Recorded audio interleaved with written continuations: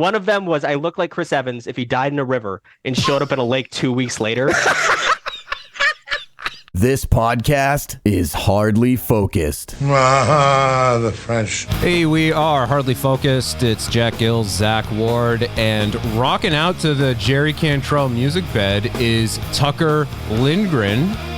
Arnold, pass the ball to Tucker. Gerald, pass it to Tucker. Stinky, pass the ball to Tucker.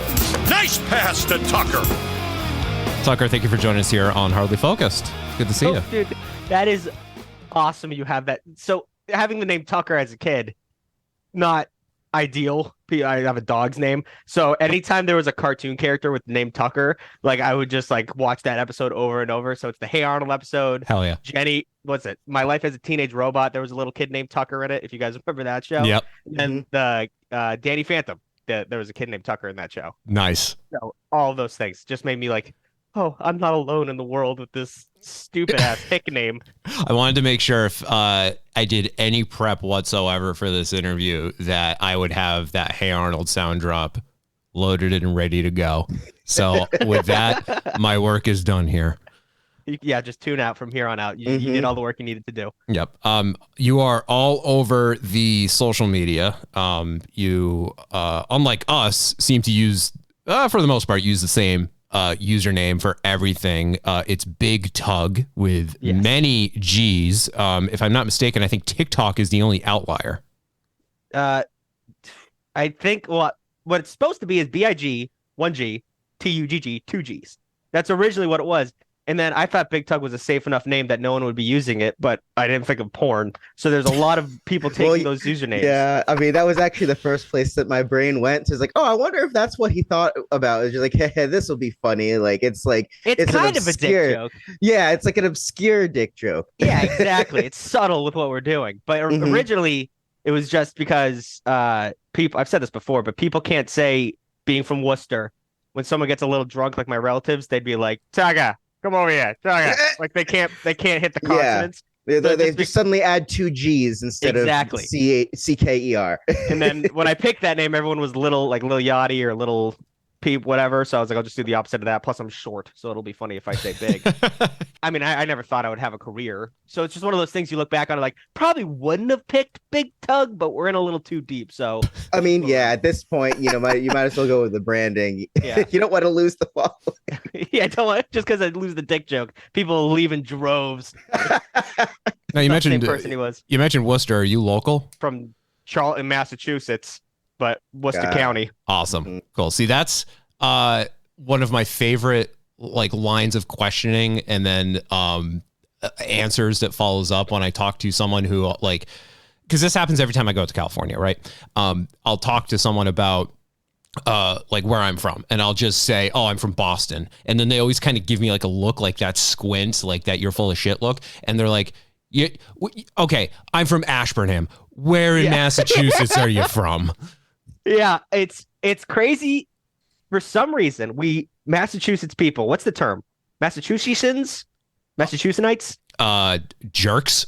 Yeah, assholes. Yeah. Massholes. Actually, massholes. Yeah. Let's not. That makes me. I hate. Yeah, I always. Yeah, it's so. Yeah, it's pretty bad. There should be something better, but I know what you're going for. Yeah, but for some reason we spread out like a plague. Like everyone who lives in Massachusetts is trying to get out of Massachusetts. So whenever you meet someone, like I went to college in Chicago, I'd be like, I'm from Massachusetts, or I just say New England because I don't want to get into it, and they'd be like, oh, and it would either be, are you from Boston or are you from insert tiny Massachusetts town that they have a relative in? Yes.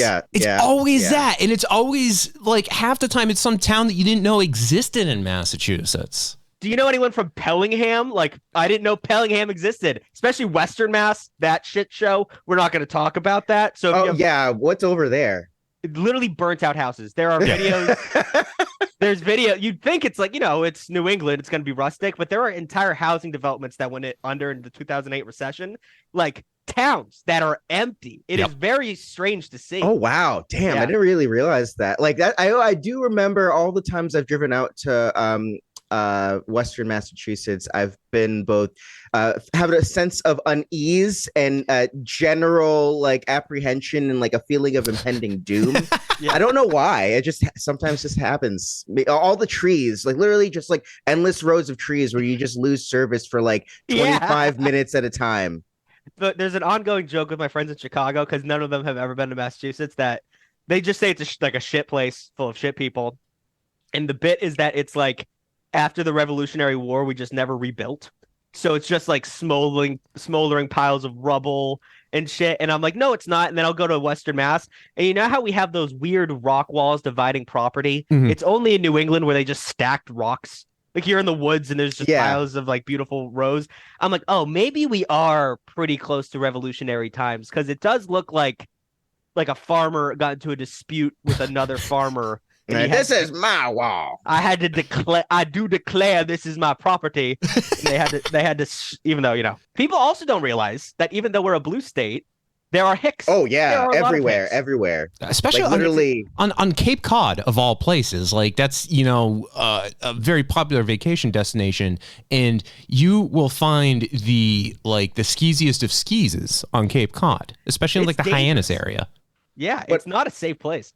What I don't understand is why the hell does it take so long to fucking get there?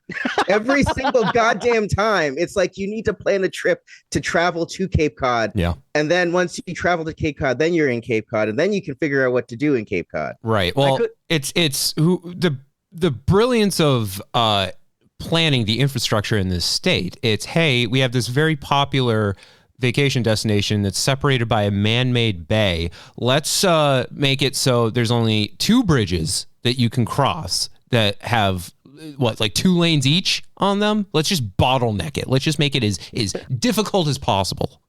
And by the way, one of them is always going to be under construction. So get that out of the way. Yep. Mm-hmm. When I moved to New York, I couldn't believe that it takes like 2.5 hours to get to New York. I'm like, it takes 3.5 hours to get to the Cape. What the hell is going on? I know. It's in the same state. What do you mean? Which is crazy considering that you have to drive through Connecticut, which is just just a highway, unless you happen to just stop off at a random town where it feels like you're at a bed and breakfast everywhere you go if you're outside of the city. Yeah. I have often, people ask me because I used to do a series of what my least favorite state is, and it is Delaware because what a garbage. Really? It just does nothing. If you look at the map, it's a triangle out of Maryland. Maryland could be such a beautiful geometric shape, but instead they had just had to make corn for. I don't want to get into it. I really get heated about that. I was about to say something that probably would have set you off. But the close runner-up is Connecticut. For many, they have a weird sense of pride, even though it's like Boston's ugly stepsister, and it's half of them root for the Yankees, even though they're in New England, and that makes me very angry. It's just I don't even like baseball that much, but you don't root for the Yankees if you're in a state, one, that's not in New York, and 2, part of New England. You traitor, you turncoat. What are you doing? It's also that weird in between because it's considered the tri-state area, right? So they just don't know where to pledge their allegiance. It's really that. And it's not even when it comes to sports in terms of pride. It's also they pride themselves in not having the ability to drive. The worst drivers have Connecticut license plates. It's tough. It really is. That, and I do get upset when I'm driving on Route 20 and I see a yellow New York plate because they have never driven in traffic besides stopping every 30 seconds at red lights. So they don't know.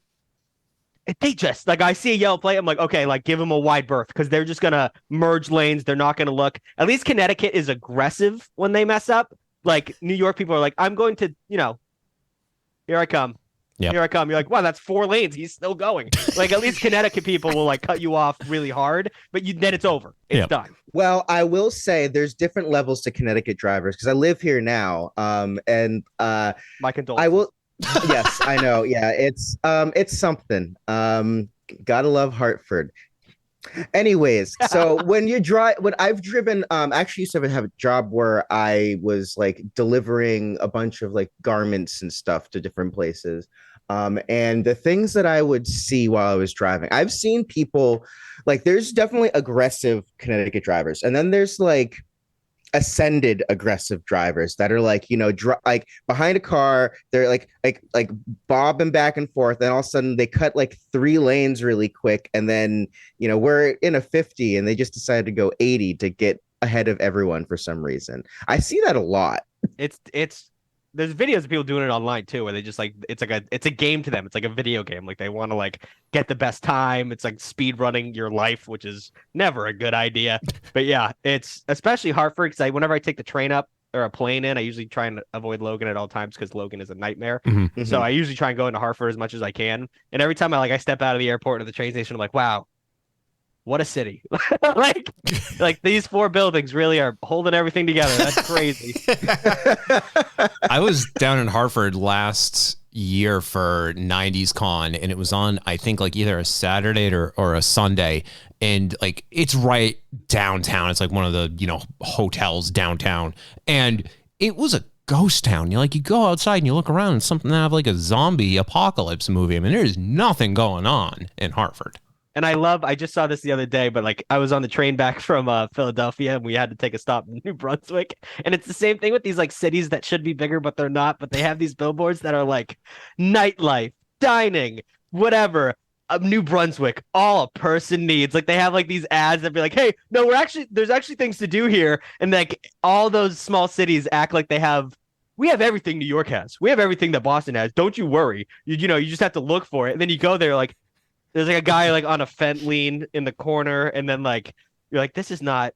I don't know if I want to dine outside. Like we'll probably sit inside. It's just when there's too little people, that's when bad shit happens. Because in Chicago, when I lived there, like you'd take a turn onto a street, like just walking, and you're like, oh, it's just me and this guy. Like at least in New York, there's enough people around that it could stop. Like there's a little abrasion to crime. But like in a place like Hartford, you're like walking, you're like, I've been walking next to this guy for like 20 minutes. It's just us. There's a good chance this guy could just turn on me and there's nothing I can do. Yep. How long have you been in New York for? Only since June. It's a pretty new thing. And being from Massachusetts, I've always been pretty anti New York City just because the culture. Yep. But yeah, I lived in Chicago for 8 years for going to college and then I stayed there. Nice. But New York's a brand new thing. Now, what brought you to New York?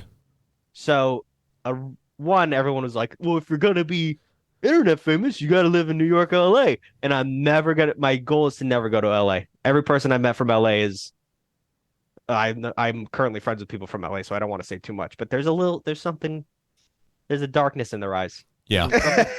Something in their soul changes. It's truly a love-hate relationship people have with LA. Like I'm one of the people who understands the hate, but I also love it. And that's like, for me, that's the end goal. But yeah, of course. At the same time, I can totally appreciate why people avoid it at all costs. I mean, you want to talk about traffic. There you go. I mean, you 3 hours to get from the Worcester area to Cape Cod, 3 hours to go, what, 1 mile? It is insane. And also, I have a strong mistrust of this entire industry. Like anytime someone's like, hey, like we have a brand deal, I'm like, oh, you're going to take my kidneys. Like I just immediately think it's going to be the worst case scenario. So it's instilled by my mother and my parents who they're like, never go to LA. I've seen people that come back, they're different. They have plastic in their face. We don't want that for you. And I'm like, okay. So I try and avoid it. So I came to New York because opportunities, even though I stay in my apartment. And then also I have a second gig. So I do my Big Tug stuff. Then I also I did a show called Satan, where I would dress up like the devil and, play the devil. And then another show called Down Bad Patrol, where we just kind of talk about being a dude and how much that can suck sometimes. And both of those shows are with a company called Fallen Media, which is based in New York City. So I came out for that. But then sadly, we stopped doing Satan because for some reason, no one wants to sponsor the devil talking shit about Christians. And then we're in like a refiguring out stage for Down Bad Patrol. But that's why I'm in the city. Abby, stop. Oh my God. My cat just made my standing desk go up. Sorry. Oh no, it's fine. Yeah, we all have animals. I'm surprised none of mine are bothering me right now. I've locked mine out of the studio and I can hear the vitriol going on outside because they can't come in here. Is it dogs? I got dogs and cats. Oh damn! Farmhouse, love it. Yeah, no, I got the whole shebang. It's just a constant cold war around here. How many dogs and how many cats? 2 of each. Wow, that's such a good setup. Yeah, and of varying sizes too. So I got the big cat, the little cat, the big dog, the little dog, and yeah, they're just everyone's just kind of giving each other the stink eye at all times. They keep their distance. They're okay with each other, but one wrong move and those nukes are gonna launch. Yeah, I was gonna say, is it a Maine Coon, the big one? No, they're both just your domestic short hairs, as they call them. One just filled out from a young age. I've had them since they were kittens, and one of them he's a tank, just naturally a tank. It's so crazy how that, like, let me display. Come here. I got this one when she was a kitten, and nice. She was pretty small, and then like as she got bigger, like I asked the vet, I was like, hey, she's like not growing, like she was like, she's like 7 pounds now and she's really small, and I was like, should I like do something? And they're like, no, you just got lucky, we call them perma kittens. I was like, okay, awesome. Perma all right. I like and that. They're like, but she has strike on her record. She was in the bad kitty area when I picked her up because she bit the vet so hard that she bled, and I was like, oh, she was just scared. And now I've had her for so long, I'm like, well, there was a reason. There was a reason they wrote that down. She's never bit me so hard I bled, but she'll just like, I'll be sitting there like on my phone and she'll come from the top rope and just like boom on my chest, bite my arm and run away. And I'm like, that's just the life I chose. Since I picked her up, her tail's flicking, she's pissed. She does this thing where she'll like stalk me. She will appear here in a flash of an eye. Like she doesn't bite me, but she just like gets this close to my face and be like, I could fuck you up. And then she'll walk away. That is freaking hilarious. Oh my God. Yeah, there's nothing better than being like awoken from a dead sleep to 2 cats just inches away from your face, just staring at you in silence. This is not my joke, but I love the thing of just like, it's so funny. You can go to a store and pick up a domestic terrorist and bring them home and just let them ruin your life. I mean, realistically, yeah, one of my cats, she has resting serial killer face. I mean, not even joking. She will just like sit in one of like the little chairs that I have here, and she'll just stare. And we've just given her like an evil British accent at this point whenever we like give her monologues, because it fits. Yeah, it fits. Yeah. I mean, I think the problem is my cat's also stupid, so she wouldn't be British. Like, I named my cat I in a panic because I just wanted to see cats, and then the classic story, you go home with one, and I was just like, what I'm going to name a little black cat, and I was like, Abracadabra. That's a very cute name for a cat, and then I ended up just calling her Abby. And I've always loved the idea of naming an animal because you always have such good ideas before the moment, like Bucket, Pockets. Oh, beautiful cat names. And then I named her Abby, and I brought her home. My brother was like, you kind of went the 6th grade middle school girl route of naming a cat. Like, this is Abby. She's my best friend. And I was like, oh, man, I did. That's such a... Cats, you can name you have to name a dog something respectable. But with a cat, you can name them Cupcake Princess. Right. She legit just popped up behind you like, stop fucking talking about me. Yeah. Especially, well, you could see it. I don't know if I can turn the camera, but that's where I film my videos, that green screen. Don't mind the gold play button, guys. Didn't mean to flex on you. Oh, this guy over here, Mr. Fancy. But I also love how I don't hang it up because all my walls are brick, so it's just on the ground. But whenever I film, I get into this cadence where I'm like, I'm loud and I'm, whatever. I'm energetic, and she thinks she's getting yelled at the whole time. It is a fight the entire time I make a video. I should make a video out of the outtakes because you really should. She is jumping on me. She's screaming like, "What are we fucking yelling about, dude? What war are we about to fight?" I feel so bad for her, but yeah, especially when I'm talking to you guys too. Like I can tell she's anxious. I don't know what her deal is. I wonder if it's because my dogs will do this too, where they know we're talking, but we're not talking to them. So then they go into a panic because now they want to be able to hear who's on the other side. And if we have headphones in or what have you, then they just go ballistic because they can't. I mean, maybe dogs have insane hearing, but at the same time, they can't really hear, or they can't see them too. That's the other thing. They want to actually be able to see who it is we're talking to. And if we're over, if it's a phone call or if it's like this over Zoom, they're not going to see it. Yeah, that's a good point. Yeah. It also could be the thing where when you hear music in the background, but it's just soft enough where you can't really hear it. Right. And it's one of the most irritating things. Maybe the dogs are getting that. They're like, I know there's something over there. I just cannot figure out what the hell they're talking about. Oh, for dogs, it's probably super loud, because it's so sensitive. Oh yeah, that's a good point. Yeah. I was thinking too, I like to think that maybe the animals get concerned after I was like, yeah, I don't know. Sometimes my owner just goes into this room and then they just keep talking for like randomly and there's nobody else in there and I'm very concerned. Like what's wrong with them? But I guess it's just what they do.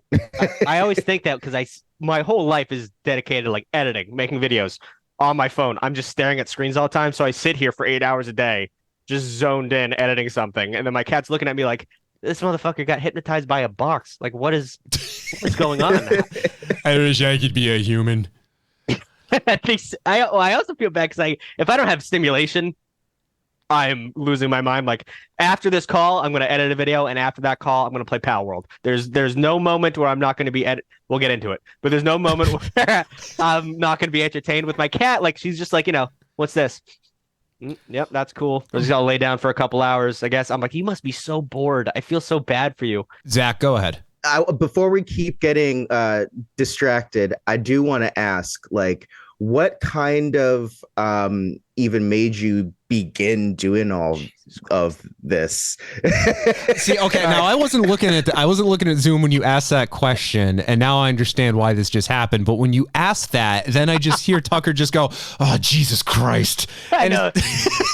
It's the cat was walking in front of him, but I'm thinking like, "Oh, Jesus Christ, this question really."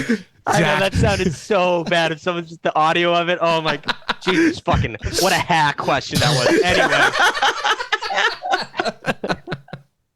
I don't even remember the question. Could you repeat it, please? Yeah, I was just wondering like what even like sparked you to do this? Like to start doing this. So in college and whatever, I went to Chicago because of comedies. I was not to brag, but I was improv team captain in high school. And that was very hot and sexy of me. And then I went to Chicago because, the second city, improv and all that. And so I was on and off doing comedy. I mean, I got distracted with alcohol in college for a while, but not necessarily, that sounded darker than it was. I was just having fun. I mean, who doesn't though? Yeah, exactly. I never got in deep. But so then after college, I was like, oh, okay, I'll start doing stand-up again. I was doing that. And then my brother, who is my biggest celebrator, was like, you got to get on TikTok. You're always doing bits, you might as well just put it on the internet. And I was, it's that mentality of which when people say they want to get into social media, I always have to tell them you have to get over the cringe of putting yourself on camera. It is cringy to think you're good enough to be on camera, and I just wasn't there yet. So I was like, I don't know. And then COVID hits and I'm stuck in my room and I have no way to do anything. So I was like, okay, I'll try it out. In the first video I ever posted, blew up, which was, a godsend and a bad thing because it was a video of me. I try and hide it as much as I can. People can still find the video, but I've deleted it off of my pages. But I say, hey guys, and I'm holding up a water bottle, and I say, today I'm going to do the water bottle challenge. Meanwhile, this is COVID Tucker. I just have a mustache, big fat fucking face. I'm in sweatpants on backwards. I didn't know because that's how disoriented I was. And I say, hey guys, I'm doing the water bottle challenge. I challenge my brother, my mom, my dad, and my aunt. So let's just get into it. And then it's a hard cut of me with half a water bottle down my throat. I cut the bottle, but I'm just sitting there gagging on this water bottle. And it was one of those red icy, those tall ice water, whatever they are. Like they're like soda, but not really. But I cut it in a way where I put it in my mouth and the red of my mouth reflected into the bottle. I didn't mean to do that, but it looked like the bottle was full. So it really looked like I was gagging on this water bottle. And all the comments were like, yo, what the fuck? I just woke up. What is going on? And it was a bad thing because of all of that, but it was a good thing because even though I didn't know at the time, one viral video doesn't mean shit, I didn't want to go down in history as the guy who gags on the water bottle. So I was like, I'm going to continue to make videos and see if I can, break the mold and make other things happen. And then it just became the addictive process of getting internet validation until I could make money off of it. And then I stopped doing real work. So nice. That's pretty much how it started. Do you think had those dark times not occurred, do you think that video would have had the same impact? By dark times, I mean the lockdown, pandemic, and all that. Do you mean by the people who are at home watching? Yeah. Or I think that Yes, I think the fact that everyone was, just sitting there, like a lot of content creators came out of that. I think one, it was half the fact that I don't think I ever would have. I mean, eventually I would have thought I was cool enough to start making content, but I never would have just gone for it in the sense of like, whatever, everyone's doing it right now, it doesn't matter. But also the fact that like it was definitely a huge jumping in point, especially on TikTok at that time. Everyone was downloading TikTok. So I think that definitely made a huge difference in the jump starting of my career for sure. Yeah, definitely. And your TikTok too. I mean, you've got some insane number of followers on it. You get 2.9 million followers on TikTok. I've been at like 2.9, not to be like, oh, woe is me, but I've been under 3 million for like 2 years now. Like it just has stagnated. And you can take away my page. Just let me get to 3 million and then I'll start from scratch. But that number 2.9 makes my penis shrink. It makes my toes curl. It's so frustrating. I wish we could see like the exact number of it too. And it's like 0.9995, right? Like, no, it's so the way it works is it rounds up. So right when you hit the 5 mark, it'll round it up. Okay. So it's probably a lot lower than that, but I'm going to double check because I haven't checked in a while for my mental health. Okay, 94 then 9994. 2937339. So, you're so close. Oh, that's so weird. I was thinking 293 something. Oh, really? Yeah. Well, so also funny story. I was stuck at like 1.5 million for a while, and I was I was under a million. I didn't have a million. I had 998 or whatever. And there was this guy who will not be named, but he was a content creator that I used to know. And if you're listening to this and you think you're him, you're not. But he was just like, he was struggling at the time. And he's like, well, like, I guess we're both never going to get to a million. And I was like, I'm way better than you. Like, it was just this ego thing where I was like, what do you mean we? And I was really slacking off and I made 3 videos. I put my full effort in, really well edited, really like wrote out the jokes. I didn't half-ass it. I wrote a script, which I never used to do. Like I was like, I'm going to put jokes in this. And within 3 videos, I got to like 1.5 million followers just by putting all the effort in. So that was a tick off the imposter syndrome. I still have imposter syndrome, but I was like, okay, I have something that works. Yeah. I can go from there, which is a good feeling to have. I feel like with TikTok, because I've dabbled in it, and there was a period of time where I was putting together videos that were like serious commentary on things that weren't important to me. And I was like, setting up, so I'd have the microphone in front of me and I'd record into my board, edit. It would take a long time to put together, like a 2-minute long video, and I'd have a script. I think I've done a couple of videos without the script. And at this point I've become, I guess, like comfortable enough with just TikTok in general that if I were to get back into making videos regularly, man, I'm just going to like do it from my phone while sitting on the toilet, and not do the minimal amount of editing necessary, because like I've also discovered that like it doesn't matter, at least for me, how crisp you make it sound, right? And like the amount of effort you put into the production of it, a video could just like go stagnant at a couple hundred views.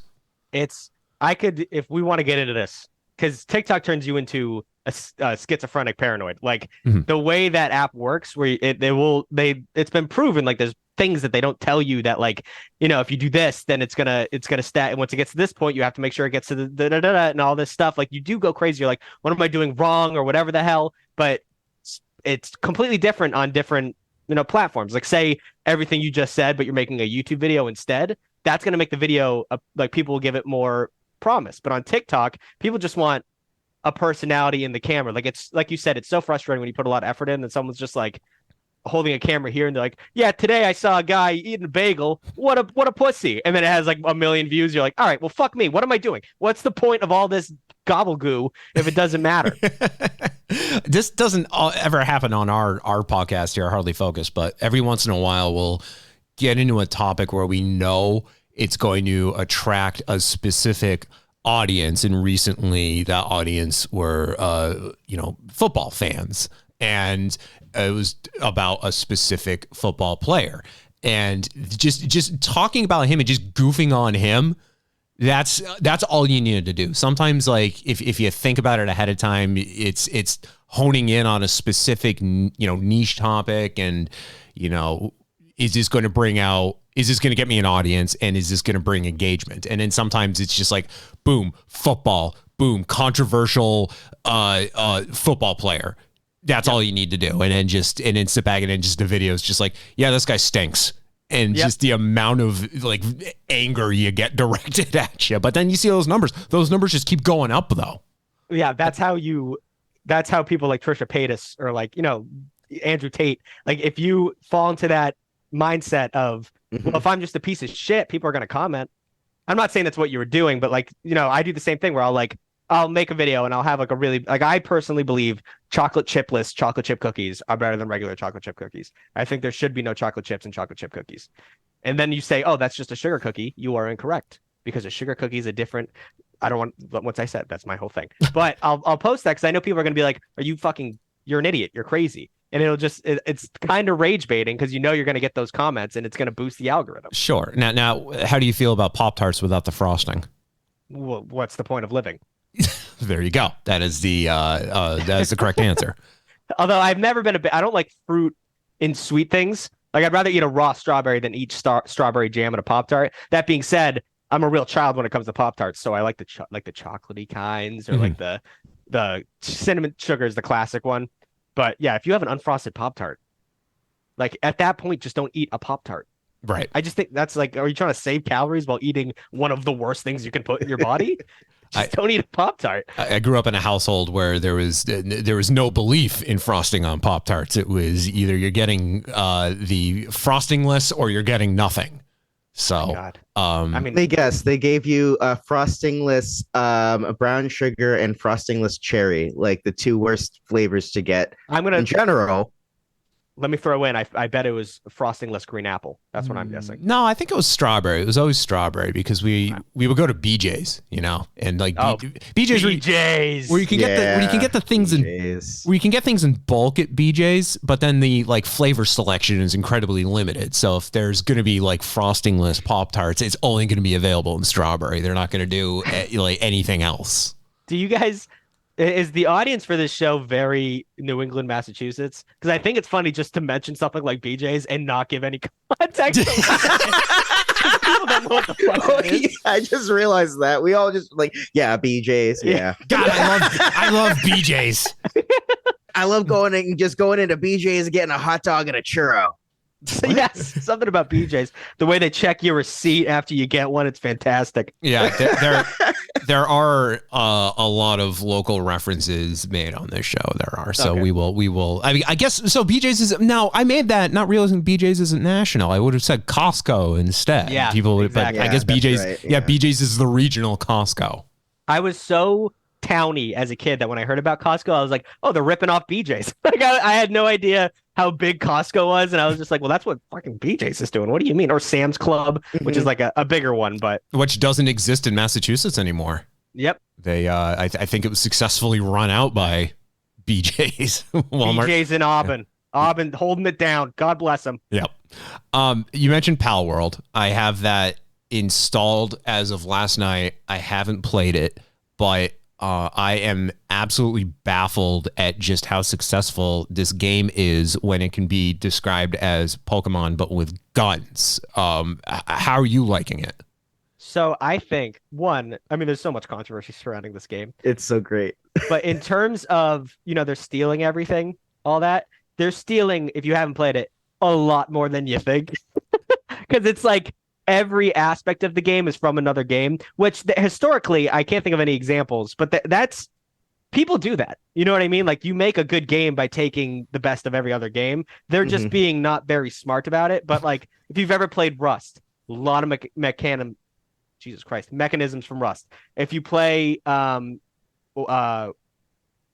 of Zelda Breath of the Wild, it's more Breath of the Wild than it is Pokemon. Okay. It does look a lot like that. And like the sound effects, the stamina, climbing, you literally have a glider like Link does.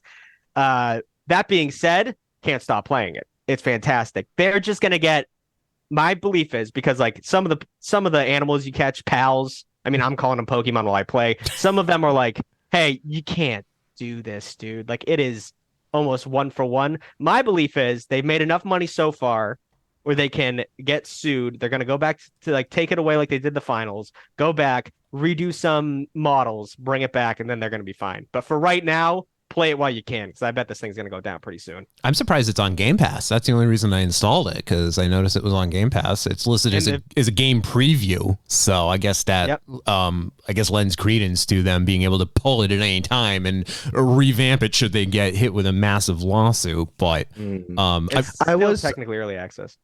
I was actually hearing that there was a dude that had made a mod for it already where he just literally just ported Pokemon into the game. And then they sent him a cease and desist letter. Doesn't Palworld have like their own version of Team Rocket too, or something like that? Yeah, I mean, yeah, there's syndicates, I think. Like Okay. they're just the bad people. But that I think it's so funny that Nintendo for what is it called? There's the alignment chart. I never played D&D, but Nintendo is by far like the most evil good company of all. Yeah, lawful time. evil. Lawful evil totally just, describes them. Yeah. Just the like they're like, okay, we don't have enough money right now to go after the big dog. But this dude on Twitter who made a Pokemon mod, like and then he even was like, no, I'll stop selling it. And they're like, too late. We're gonna run you for everything you have. It's so awful. Did you see the Pokemon Company actually put out a statement in the past couple days? Yeah, they're like, we're aware. We're looking into it. We're going to figure it out. Yep. But the thing is, like, because I was a Pokemon fan for a while, but they really, they've been dropping the ball over and over again for the point where it's just not dribbling anymore. And it's just the thing where it's like, okay, you can sue this game into oblivion, put it in the dirt. Please learn from why this was such a big deal and why it was so good.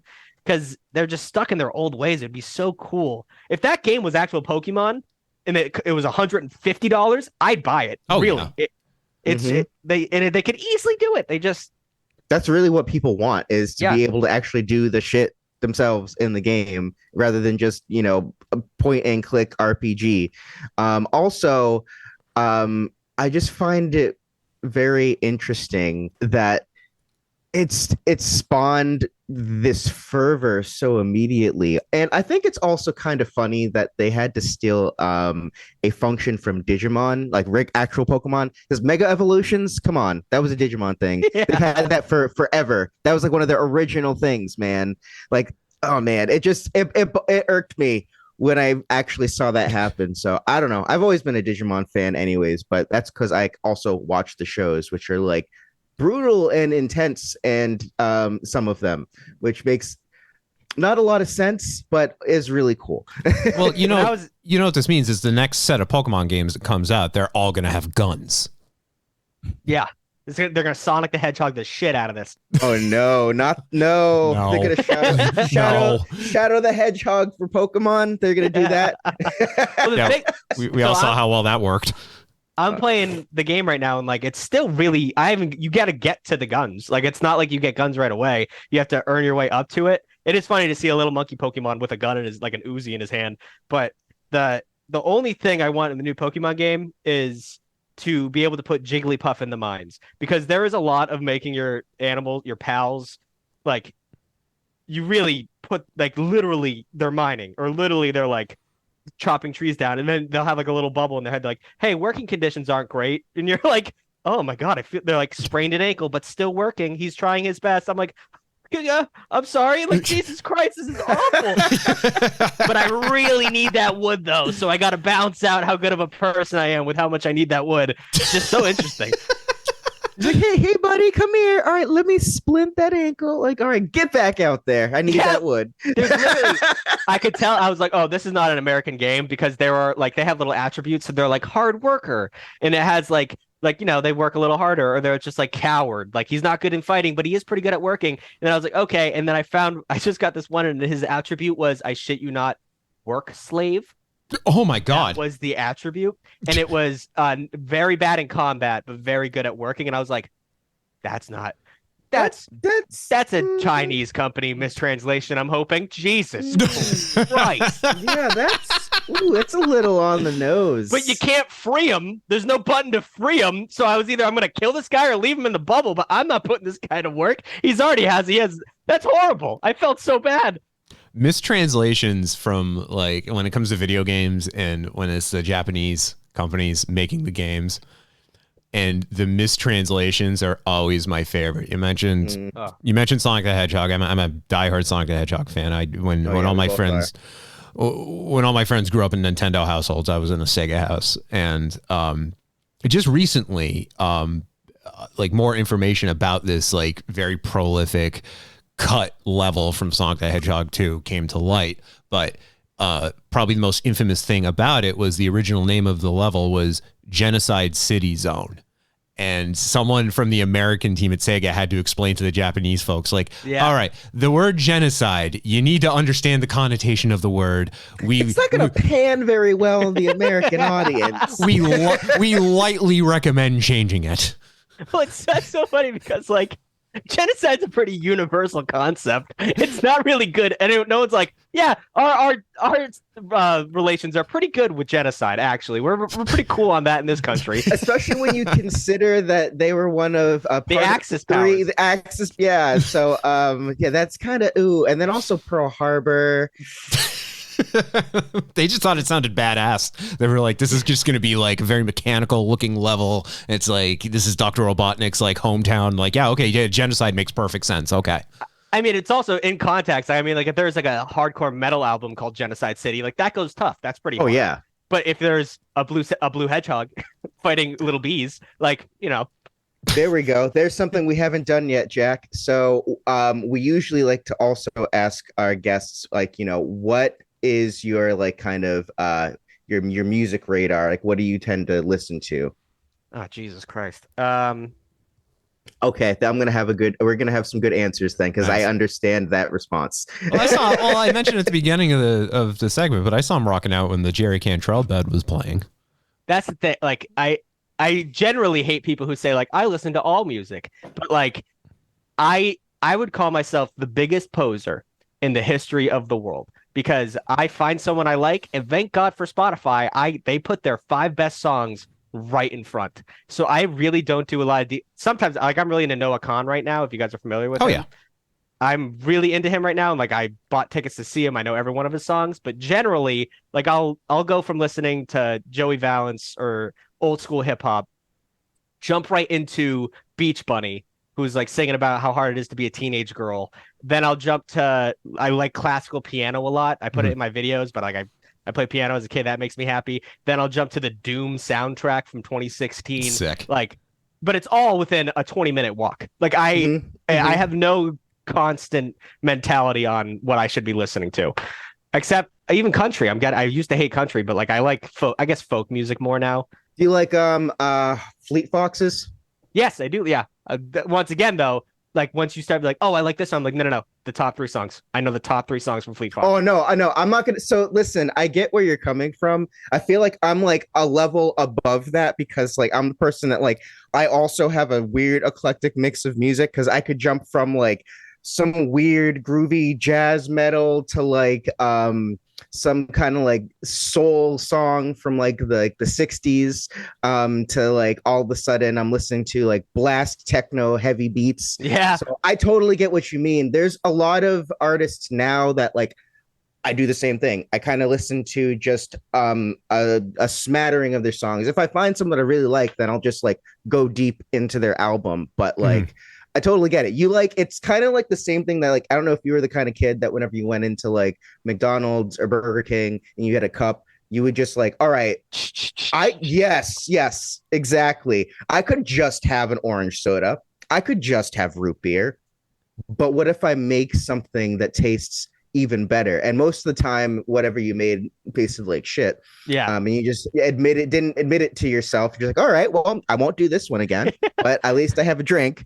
But like, you know, I like that. Like, it's just like, it's kind of also like your content. It's like a smorgasbord of whatever the fuck is just interesting to you at the moment. But I think that's also one of the reasons why I think a lot of people like your content because like, you know, people like, and this isn't like a read or anything, but it's more of just like people like being able to just take a bite of something when it comes to social media. And you do a good job of grouping kind of just like random ideas and topics that probably float around in other people's head, or like they've joked about with their friends before, or maybe they didn't think in that direction. And, you know, I feel like that's really the thing, is sparking some kind of idea in someone's head. I'm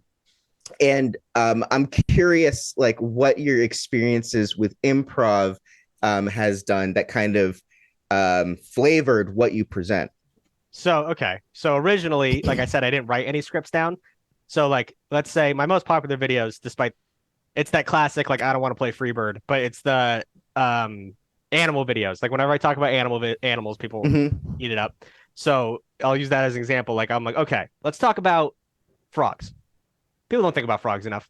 And then I'll find 6 frogs that look ungodly fucked up. Like, find the grossest things I can find, put pictures of them next to me, and I'm like, okay, just keep referencing them. Like, that looks like a nutsack that has never seen the day of light. And then that's the joke. There's some people who want to see you write it out, you know, like have a good thing, but like they want to see your personality. So it would be a lot more free flowing if I was just like, I don't even know what to say about this thing. Like, this thing is horrendous. And it was more the personality coming out. So that's where the improv came in.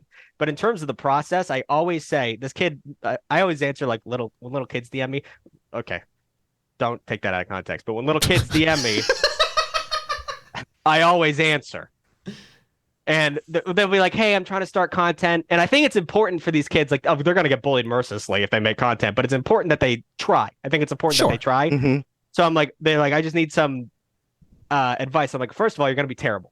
No one wants to hear what a 12-year-old has to say. Sometimes they do, but normally no, but keep making it. But 2, there's the path of everyone's talking about it and no one has said it. And you have to find right in the middle. So if you have something that, like, don't you hate it when black cats, you know, their anal glands are extracted or whatever, and you're like, no one's talking about that, but no one gives a shit about that. But then you can be like, don't you, like, when people make the same joke of like, oh, when Starbucks messes your name up on the order, you're like, everyone's talking about that, no one gives a shit about that. So you have to find a thing in the middle where it's like, you know, I make a series because I'm too lazy to come up with an actual idea, like things that I've been thinking about that have no common theme. And I'll just be like, a good name for a clown with big tits is Juggles. That's like the best joke I've ever written. But it's like, you know, people are like, oh yeah, that is a good name for a clown with big boobs. I just have never thought about that. It's just, you have to find the in between of something someone's going to give a shit about, but not enough people have talked about yet. Yeah, true. Also, I feel like you made I feel like you missed something. I saw one of your clips not that long ago. And you mentioned, like, if you've never done drag, but if you did drag, this would be what your drag name is. And I was thinking, you honestly, as a queer person, since your name's Tucker and you go by Big Tug, there's so many comments I got on that. That's what I'm saying. Like, you could be Big Tuck. You could be Big Tuck. Dude, here we go. It's Big Mama Tuck. I went to so many drag shows in college because I didn't, as a straight white man from Massachusetts, I'm like, what, okay, what's gonna happen here? And it's just like a fun talent show. That's like pretty much all it is. And I was like, oh, this is cool. But like, I had so little, like, I don't watch RuPaul or anything. I don't know much about the culture of it. And then so many comments are like, oh, Tuck. And I was just like, it's so upsetting when you see a better joke in the comments than the one you said. You're like, oh my God, how did I not see this? That's so good. That's when you hire them. You're like, you're my joke writer now. We accept minimum wage. As people, being from Massachusetts, shit talking is a big part of our lives. Oh, like, yes. When you shit talk someone from the Midwest, I'm like, oh, you didn't even come with a gun. Like, you're trying to fight with a fist, and I have a cannon pointed at your chest. Like, I know how to get to someone's soul. So it's just, especially playing hockey growing up, like, you just chirp the whole time. So in the sense of like someone talking shit to me in the comments, like, hey, you fat chubby fuck, I'm like, okay, all right. Like, you know, like, it's just like, it doesn't hurt my feelings. I'm like, I just want you to be a little bit more creative. But one time someone said, there's 2 comments that stick with me where I DM'd them. I'm like, hey, you should be a comedy writer. Because that, I know you're trying to hurt my feelings. That was good. One of them was, I look like Chris Evans if he died in a river and showed up in a lake 2 weeks later.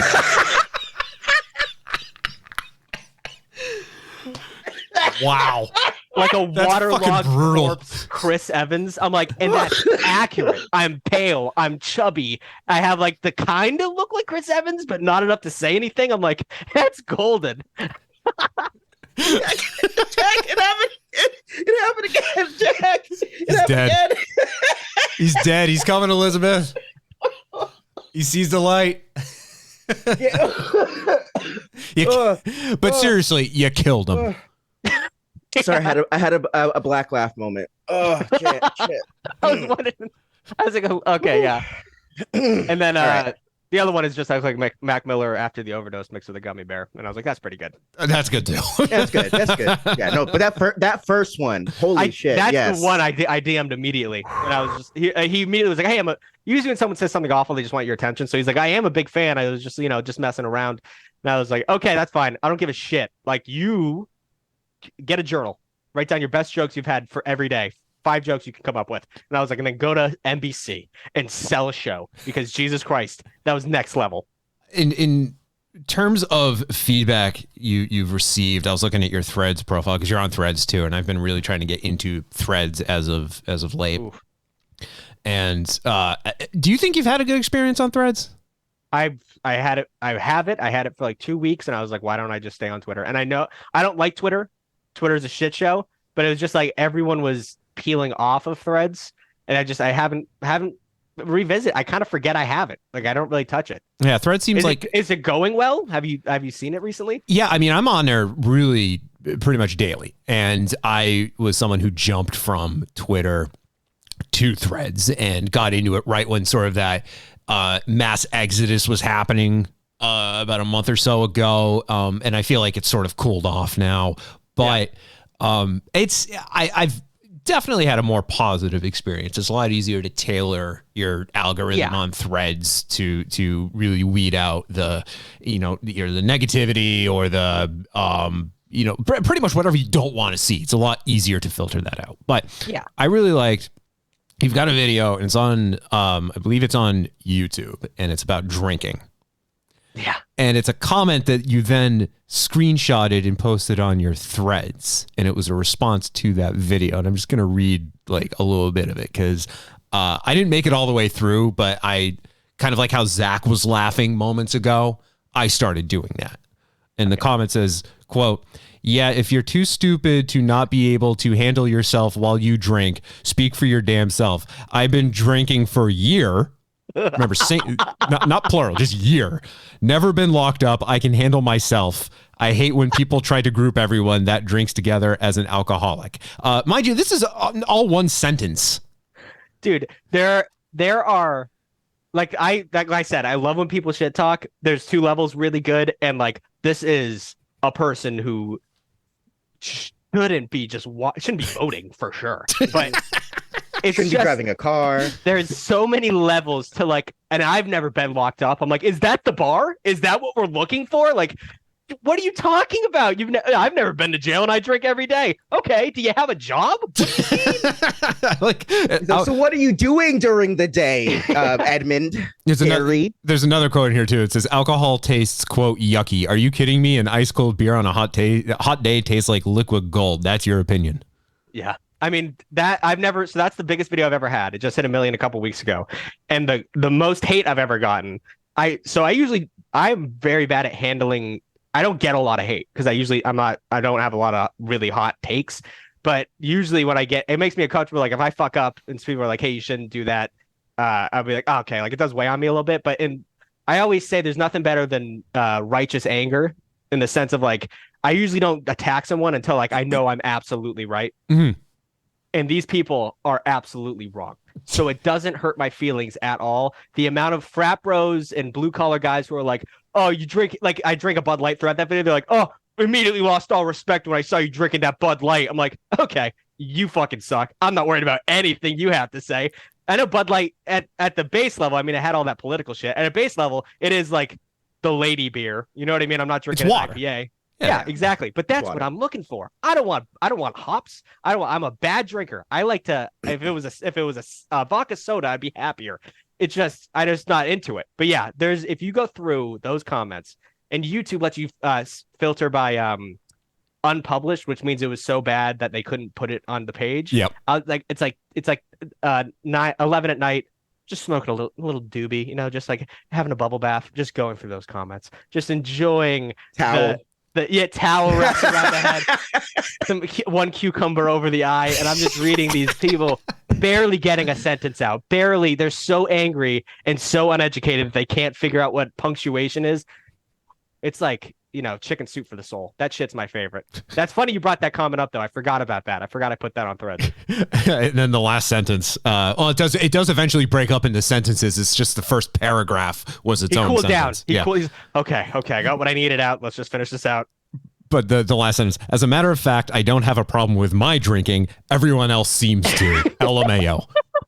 Yes. That's great. That's like an Irish pub drinking joke. Yes, exactly. Tucker Lindgren, thank you very much. Hey, no problem. Do I just leave or are you gonna play us off? I'll do you one better. I will just stop the recording. Okay.